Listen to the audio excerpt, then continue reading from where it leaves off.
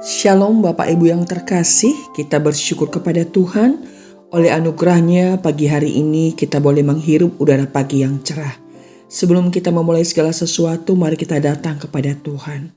Bapa, terima kasih untuk anugerah-Mu. Kami boleh bangun pagi hari ini dan menghirup udara pagi yang cerah. Terima kasih Tuhan. Sebelum kami memulai segala sesuatu, kami datang kepada Tuhan. Kami rindu hidup kami terus dipimpin dalam kehendak Tuhan. Demi nama Yesus kami bersyukur dan berdoa. Amin. Pagi hari ini saya mengajak kita membaca dari Yeremia pasal 22 ayat yang pertama hingga ayat yang ke-7. Beginilah firman Tuhan. Pergilah ke istana Raja Yehuda dan sampaikanlah di sana firman ini. Katakanlah, dengarlah firman Tuhan, hai Raja Yehuda yang duduk di atas takhta Daud. Engkau, pegawai-pegawaimu dan rakyatmu yang masuk melalui pintu-pintu gerbang ini. Beginilah firman Tuhan, lakukanlah keadilan dan kebenaran. Lepaskanlah dari tangan pemerasnya orang yang dirampas haknya. Janganlah engkau menindas dan janganlah engkau memperlakukan orang asing, yatim dan janda dengan keras. Dan janganlah engkau menumpahkan darah orang yang tak bersalah di tempat ini. Sebab jika kamu sungguh-sungguh melakukan semuanya itu, maka melalui pintu-pintu gerbang istana ini akan berarak masuk raja-raja yang akan duduk di atas takhta Daud dengan mengendarai kereta dan kuda. Mereka itu pegawai-pegawainya dan rakyatnya. Tetapi jika kamu tidak mendengarkan perkataan-perkataan ini, maka aku sudah bersumpah demi diriku. Demikianlah firman Tuhan, bahwa istana ini akan menjadi reruntuhan. Sebab beginilah firman Tuhan mengenai keluarga Raja Yehuda. Engkau seperti Gilead bagiku, seperti puncak gunung Libanon. Namun pastilah aku akan membuat engkau menjadi padang gurun, menjadi kota yang tidak didiami orang. Aku akan menetapkan pemusnah-pemusnah terhadap engkau, masing-masing dengan senjatanya. Mereka akan menebang pohon aras pilihanmu dan mencampakkannya ke dalam api. Demikian jauh bacaan firman Tuhan. Saudara, Yeremia pasal 22 ayat 1-7 adalah memperlihatkan bahwa Tuhan tidak hanya memperhatikan bagaimana umatnya beribadah, tetapi juga bagaimana mereka memperlakukan orang lain. Firman Tuhan disampaikan kepada Raja Yehuda, lakukanlah keadilan dan kebenaran dan lepaskanlah orang dirampas dari tangan penindas.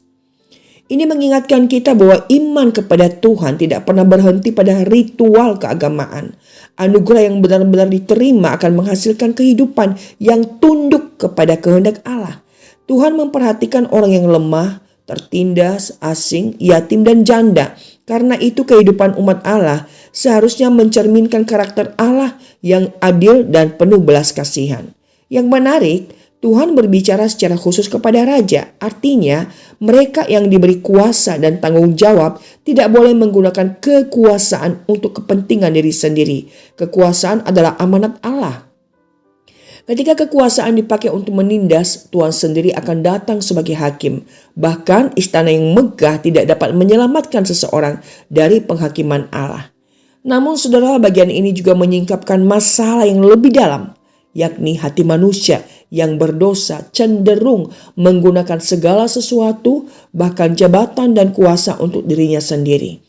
Kita tidak hanya membutuhkan peraturan yang lebih baik, kita membutuhkan hati yang diperbaharui. Inilah sebabnya kita tidak boleh membaca Yeremia 22 hanya sebagai tuntutan moral, tapi jadilah orang yang adil. Kita perlu melihat bahwa manusia berdosa membutuhkan anugerah dan hati yang baru. Disinilah Injil menjadi sangat penting. Kristus datang sebagai raja yang berbeda. Ia tidak memakai kuasanya untuk menindas, tetapi memberikan dirinya bagi orang berdosa. Ia adalah raja yang benar, yang datang bukan untuk dilayani, melainkan untuk melayani dan memberikan nyawanya menjadi tebusan bagi banyak orang. Di dalam Kristus, kita bukan hanya diampuni dari ketidakadilan kita, tetapi juga dibentuk menjadi umat yang belajar hidup dalam kebenaran, keadilan, dan kasih. Karena itu pertanyaan bagi kita bukan hanya apakah saya sudah melakukan yang benar, tapi lebih dalam lagi, apakah hidup saya, pekerjaan saya, jabatan saya, dan cara saya memperlakukan sesama mencerminkan raja yang telah menyelamatkan saya. Kiranya anugerah Kristus mengubah hati kita, sehingga kita tidak hanya mencari berkat dari Tuhan, tapi juga menjadi saluran berkat bagi mereka yang lemah dan tertindas. Sebab orang yang telah mengalami keadilan dan belas kasihan Allah di dalam Kristus dipanggil untuk menghadirkan keadilan dan belas kasihan itu dalam kehidupan sehari-hari. Tuhan memberkati kita. Amin. Mari kita berdoa. Bapak, terima kasih buat renungan ini yang kembali mengingatkan kami, apapun posisi kami, apapun status kami, agar kami tetap belajar peka terhadap orang lain. Bagaimana kami memperlakukan orang lain dengan hati yang tulus, dengan kasih, dengan sabar, dan tidak egois. Agar kami, Tuhan, tidak memakai kesempatan yang ada, atau mungkin posisi kami yang Tuhan berikan hari ini, berikan kami kepekaan agar dengan status posisi yang Tuhan berikan kami peka terhadap orang-orang di sekitar kami yang membutuhkan pertolongan, anugerah, penguatan, penghiburan dari kami. Ya Tuhan, apapun status posisi kami, ajar kami di sana kami boleh menjadi berkat. Berkati kami sepanjang hari ini Tuhan, dan kiranya Engkau berkenan membuat berhasil apa yang kami kerjakan. Terpujilah Engkau Bapa. Demi nama Yesus kami bersyukur dan berdoa. Amin. Tuhan memberkati saudara.